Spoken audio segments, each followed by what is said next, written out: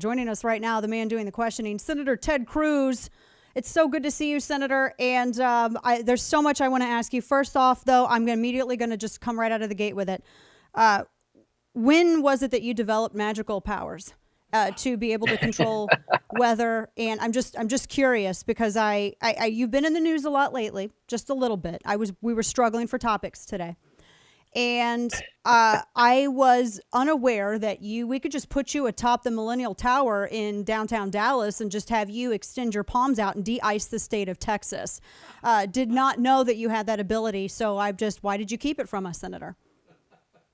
Well, there are lots of magical abilities that I've collected over the years. I will say to venture into practicing medicine that I actually want to diagnose the media. The media is suffering from acute Trump withdrawal, where for 4 years, every day, they could foam at the mouth and be obsessed with Donald Trump. And now that he has receded from their day-to-day storyline, they don't know what to do with themselves. So the media obsession with the fact that I took my family to the beach last week was a bit much. But, look, it's a bit much. It's a little. I just want to interrupt you, Senator, because if you were a state lawmaker, I would completely understand. I question some of the discussion of optics from conservatives who also champion small government, but yet want the optic of large government when it comes to state response to certain issues. But I would think less of you, I think, if you had not determined to go somewhere warm, because I wanted to go. And I say this as someone who had no power or water last week and whose college-age son had to be evacuated from his dorm room. I would have thought less of you.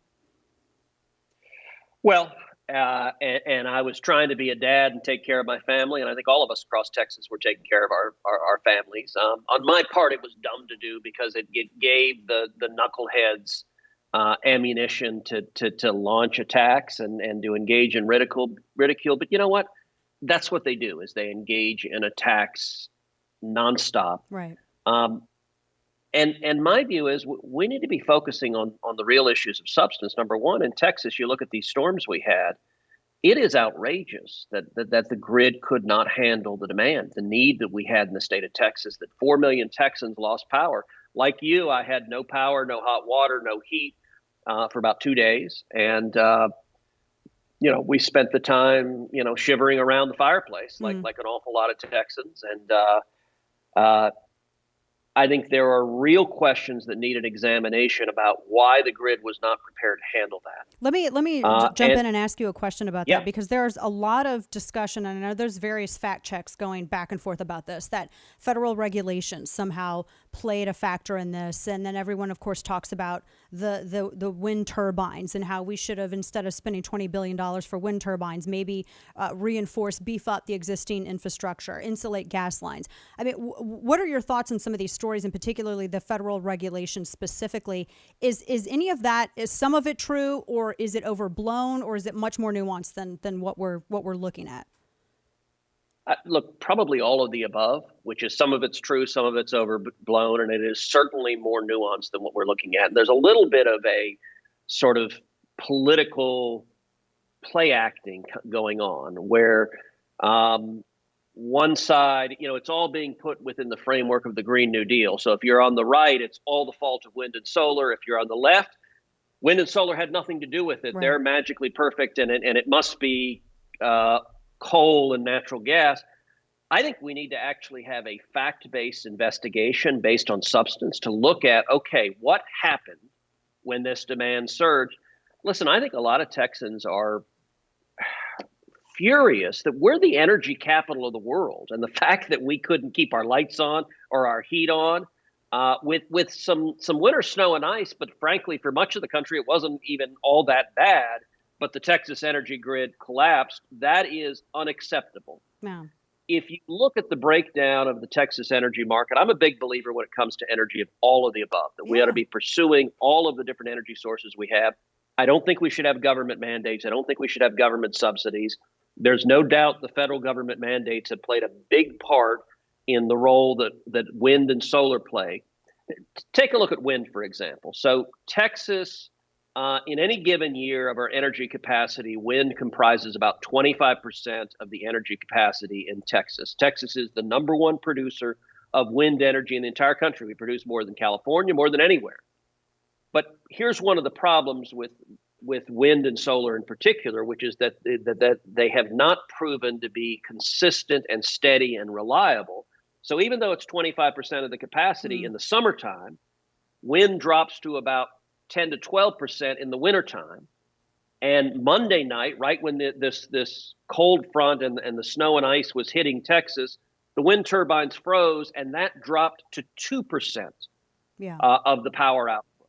That was an enormous challenge. Now, there were also problems with natural gas and coal. So we had to look at all of them. And I don't think we should look at it through a political lens. We ought to look at it through a lens of how do we fix this problem so it never happens again, and so we don't see 4 million Texans left without power and without heat. Yeah, and there are discussions to be had too about cost effectiveness. I mean, I would be interested in hearing about the expense of, the carbon coated blades that prevent these things from freezing up in northern areas. But the thing is too, Senator, is that I keep hearing that this is a once in a lifetime storm that affected Texas. So it's like if a hurricane blows through Iowa. I mean, there are certain things that you're just not going to be able to predict, and you can prepare up to a point, and then afterwards it's all about moving to adapt and moving to contain, which of course that all gets lost in media headlines because they're really looking. I mean, Texas is very important to Democrats. And so, I mean, I read just one story in the New York Times about 4 days ago where Democrats were looking to seize upon these grid failures as a way to undercut Republicans where it concerns energy. But, correct me if I'm wrong on this, and we're talking with Senator Ted Cruz here. This is basically a micro look at the Green New Deal. And I would imagine the Green New Deal would have expanded the dependence that we had on alternative energies, which I also support, just like you. But I love having options as a capitalist and a consumer, but I also don't want to fund them in order for them to be successful. They need to just be able to walk into the private sector and compete. But I mean, why can't we have these? We should be able to have these discussions. Media should be facilitating this instead of, look, Texas is a failed state now. We need people like Beto O'Rourke to be governor. We need these other Democrats to come in. And Senator Ted Cruz didn't use his heat ray hands and left his dog or something. I don't know. I mean, we can't have that because that's what they're focusing on. Well, it's not heat ray hands. It's laser vision from my eyes. You got to get the superpower right. I apologize. I will note that correction, Senator. And look, as you're talking about the energy needs in the state of Texas, you're making far too much sense. You're being far too reasonable. They're going to revoke your card as a member of the media if you actually engage in logic and look to evidence. And there are a couple of points that are important to understand. Number one, Texas, so we have our own grid that is not part of the national grid. And one of the real virtues of it, it means the feds aren't actively regulating the day-to-day energy provision in the state of Texas. That benefits Texas consumers by driving down significantly the cost of energy. I was doing an interview with an ABC reporter who was pressing me on, well, shouldn't we spend absolutely whatever's necessary to make sure that power never shuts down again? And I said, well, hold on a second. There ought to be a reasonable cost benefit analysis. We need to make sure 4 million people don't lose their power. But if you ask Texans across the country, are you willing to double your electricity bill every month to decrease by 1% the chance of a power outage? I think most Texans would say no. One of the reasons people move from all over the country to Texas is because the cost of living is affordable, because you can afford to provide for your kids. You look at California energy costs are much, much higher. It's much harder for working men and women. So there needs to be a cost benefit analysis. Should we do more to strengthen resiliency in the grid? Absolutely. But it needs to also value keeping cost low and prices low for consumers. And there are a bunch of folks in the media and a bunch of folks that are Democrats that want to use this as an excuse to basically federalize the Texas energy grid and to drive costs through the ceiling. I think that would be a bad mistake. We got to balance, and Texans want an affordable cost of living so that we can provide for our family. Amen to that. And we want to see a return for the investment of our dollars. If it's stolen from us, then we're forced to do this. Senator, and we're speaking with Senator Ted Cruz for those listening around the country. The simulcast is on the 1st. If maybe you shouldn't have left the state of Texas to go to a beach, you should have written an order to keep people in nursing homes during the height of a pandemic, and maybe that perhaps would have been more acceptable to legacy press. Which I want to ask you about this because you've called for a congressional probe into New York Governor Andrew Cuomo. You're getting all the fury that it seems that he should be receiving for the nursing home scandal in which one of his aides admitted on a call that, well, we were hiding data so we wouldn't be prosecuted. What do you think should happen with regards to this investigation? What would you like to see?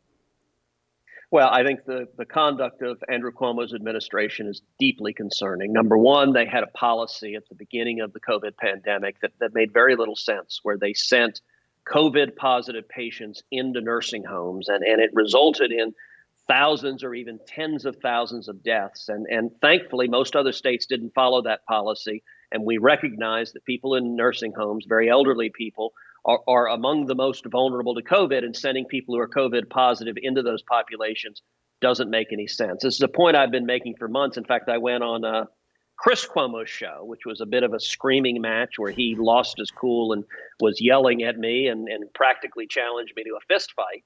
And he works out, in case you haven't seen it. He posts lots of videos of himself working out to show that he works out, Senator. He's very proud of that, but he was very defensive of his brother. And I was making these points on his show, and he wouldn't have anything of it. He just said, it's all a lie. It's not true at all. Well, we now know where the lies are coming from because, as you noted, the Cuomo administration now, his aides have admitted to that they were actively lying about these policies. And so I've called for a Department of Justice investigation because lying to cover up policy mistakes that may have cost thousands or even tens of thousands of lives, that's deadly serious. So, of course, the mainstream media doesn't want to cover it at all. You know, Chris Cuomo wants to play footsie with his brother and have a hug fest because CNN doesn't want to cover news, and nobody else covers it. And it is serious and tragic. And our media should leave the game of politics and being partisans and actually be journalists and cover the news. But at least right now, Donald Trump broke the media, and so they don't want to do that. They just want to engage in political attacks. Yeah, maybe the media wouldn't have such a problem with their claimed misinformation if they actually informed the public instead of acted as propaganda agents. We appreciate the time, Senator Cruz. We're glad you're okay, and I just want to state for the record that you had someone taking care of your dog, so all the people can stop. We had Snowflake, had a dog sitter taking care of him. He had food, he had water. Actually, at the time he was there was also power and lights, and Snowflake was very happy, and I walked Snowflake. To interrupt, you took better care of your dog than the New York governor took care of elderly residents in nursing homes. I'll say it for you so you don't have to. I'm just making a legitimate media observation as a member of the unbiased and completely honest and not at all partisan media. Senator Ted Cruz, always a pleasure. Good to speak with you, and we'll be watching to see what unfolds in the Senate and with this Cuomo investigation as well. Thanks for your time today.